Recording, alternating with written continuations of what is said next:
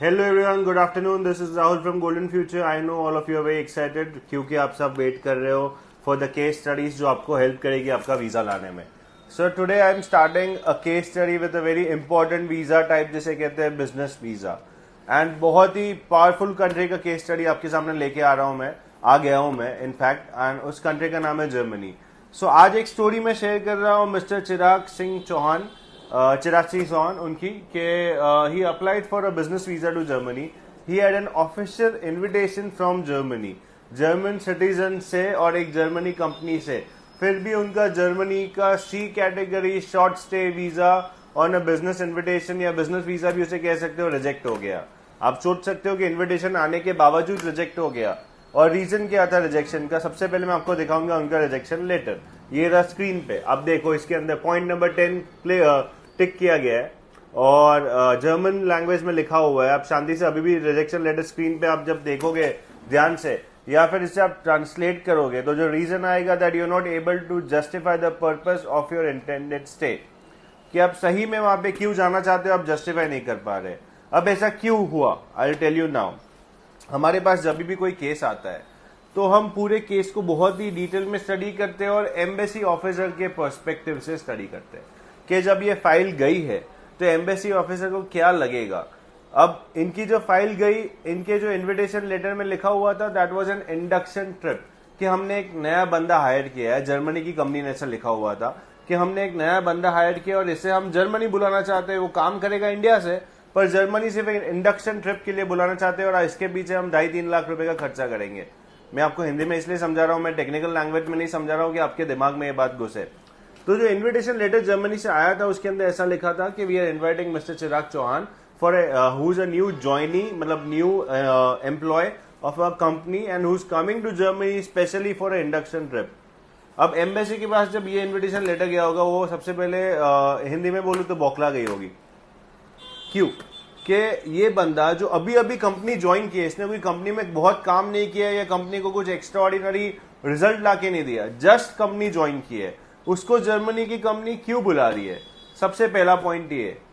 दूसरा, अब चलो बुला रही है सही बात है पर मतलब ये बंदा बुलाने के लिए एलिजिबल कैसे है? इसने सिर्फ लिख दिया कि मुझे अभी ज्वाइनिंग लेटर आया, मेरी अभी तक कोई सैलरी भी मेरे अकाउंट में गिरी नहीं है, बस मुझे ज्वाइनिंग लेटर मिला और कंपनी मेरे को बुला रही है जर्मनी इंडक्शन ट्रिप के लिए. ये दो चीजों ने जर्मन काउंसिलेट के दिमाग में सस्पेशन रेस किया कि सही में इज एन आईटी इंजीनियर, सही में इतना बड़ा इसका वर्क एक्सपीरियंस है, इतनी इसकी स्किल है, जिसकी वजह से एक जर्मन कंपनी जस्ट रिक्रूट करके इतना खर्चा करके इसे जर्मनी बुला रहे. अभी इसने कुछ काम भी नहीं किया, जस्ट रिक्रूट हुआ है, हमारे पास आए. बिकॉज ऑब्वियसली हमारे पास ही आएंगे, कहां जाएंगे? यूरोप के लिए कौन है इंडिया में नंबर 1 मेरे अलावा? हमारे पास आए. मैंने बोला चिराग भाई first let me check all your documents and then I will come to a conclusion. तो मैंने सारे डॉक्यूमेंट्स चेक किए. मैंने चेक करके उनको बोला वीजा आ सकता है. आप मानोगे नहीं, आपने अभी तक रिजेक्शन लेटर देखा, अभी आप स्क्रीन पे दिख रहा है आपको इनविटेशन लेटर. ये मैं 10 सेकंड के लिए चालू रख रहा हूँ. जो जर्मनी से इनविटेशन लेटर आया हुआ है आप देख सकते हो क्या लिखा हुआ है इसके अंदर. मैंने आपको जैसे बताया कि we are calling him for induction programme. Rejection letter, उसके बाद इन्विटेशन लेटर, उसके इन्विटेशन के बावजूद भी रिजेक्ट हो गया ये दिखाने के लिए. और अब जब वो मेरे पास आए, मैंने आपको जैसे बोला यूरोप के लिए मैं बेस्ट हूँ तो मेरे पास आने के अलावा कोई और ऑप्शन है ही नहीं. मेरे पास आए तो मैंने क्या ला के दिया उनको? ये वीजा. अब आपको स्क्रीन पे दिख रहा है उनका visa. Rejection letter, business invitation letter होने के बावजूद. और उसके बाद आप देखो रिजेक्शन लेटर में जो डेट थी, आपको पहले आप वीडियो आगे करोगे देखेगा, उसके बाद अब आप देखो वीजा की डेट, मतलब फर्स्ट मंथ 23, अभी ही मतलब 2 महीने पहले इनका बिजनेस वीजा हमने लगा के दिया. Is very happy. वहां पे जाके आए, वापस आए, बोला कि राहुल भाई यू मेड दिस. मतलब मेरे लिए तो इट वाज सो स्कैरी, उनके लिए ऐसे बोल रहे थे कि इन्विटेशन लेटर होने के बावजूद रिजेक्ट हो गया. अब मेरे पास आने का फायदा क्या हुआ? मैंने आपको जो आगे बोला, जर्मन काउंसिलेट ने सोचा कि जर्मन कंपनी क्यों बुला रही है, अभी अभी ज्वाइन किया है, कुछ काम भी नहीं किया और इंडक्शन ट्रिप के लिए इतना पैसा क्यों खर्च रही है. तो उनको एक डाउट गया कि बंदा सही में जेन्युइन है या इतना कोई बड़ा स्किल सेट वाला है. तो हमने क्या किया, अब इनका कवर लेटर आप स्क्रीन पे देखोगे, हमने इनकी कॉलेज के बाद से लेके अभी तक की पूरी एम्प्लॉयमेंट हिस्ट्री प्रूव की step by step. with all the offer letters, all the experience letter, all the ID cards, all the salary statements, कि देखो धीरे धीरे मैं ग्रो करके मेरी जो लास्ट जॉब थी उसके अंदर मैं उस लेवल पे था कि इंडियन कंपनी मुझे 2.5 लाख रुपए दे रही थी और लास्ट जॉब में मैंने 2 साल काम किया था और मेरे उस काम और मेरे स्किल सेट की वजह से ये जर्मन कंपनी ने मुझे हायर किया और इसलिए जर्मन कंपनी मुझे वहां बुलाना चाहती है। और दूसरा, हमने जर्मन कंपनी के साथ स्टार्टिंग से लेके अब कोई बंदा, कोई जर्मनी की कंपनी जब कोई किसी इंडियन को हायर करती है, वो भी ऑफशोर प्लेसमेंट के लिए, मतलब that guy is going to work from India, hire करती है, तब बहुत सारे मेल, व्हाट्सएप, स्काइप कॉन्वर्सेशंस हुए होते हैं। तो हमने वो पूरे कॉन्वर्जेशंस जो स्टार्टिंग से लेके एंड तक, जो जर्मनी की कंपनी जिन्होंने इनको हायर किया हुआ है, it was a 6 months process before hiring, वो भी हमने फाइल में लगा दिए और उसके बाद हमने वापस फाइल रखी एंड नतीजा आपके सामने वीजा आ गया। तो आपने पूरे वीडियो में आपने समझा, सबसे पहले हमने ढूंढा कि जर्मन एम्बेसी को डाउट किया किस चीज का गया हुआ है।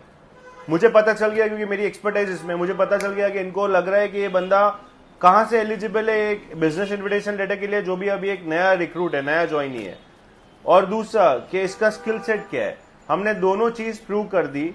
इनका कॉलेज से लेके अब तक का एम्प्लॉयमेंट, अब तक कितने रेज मिले हैं, क्या क्या किया है, क्या क्या अचीव किया है, लास्ट में कितनी सैलरी पे थे, वो सैलरी इनकी अकाउंट पे आती थी, पुरानी कंपनी का रिलीविंग लेटर, और जर्मनी की कंपनी ने जो पूरा हायरिंग प्रोसेस किया, ऐसा नहीं कि एक अप्लाई किया मैंने, बस एक्सेप्ट कर लिया और मुझे हायर कर लिया।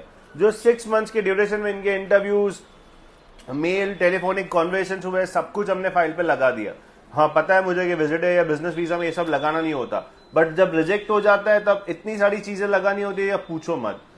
तो आज का ये केस स्टडी इधर एंड करते हैं। इस केस में अलग अलग वीजा कैटेगरीज को अलग अलग चीजें समझ में आएगी, इसे कहते हैं reading between the lines.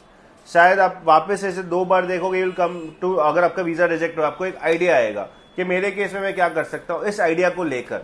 So guys, I wish you all the best, जो लोग अपने आप से वीजा एप्लीकेशन लगा रहे हैं, एंड आई रियली होप कि आपका वीजा आ जाए। और ये आप लोगों के लिए मैंने ये केस स्टडी वाला वीडियो और ये सीरीज चालू की है, क्योंकि मुझे पता है काफी सारी इंक्वायरीज आती है कि मेरा चार्ज बहुत हाई है, मैं हाई चार्ज लेता हूं, पर सामने आए डिलीवर रिजल्ट्स।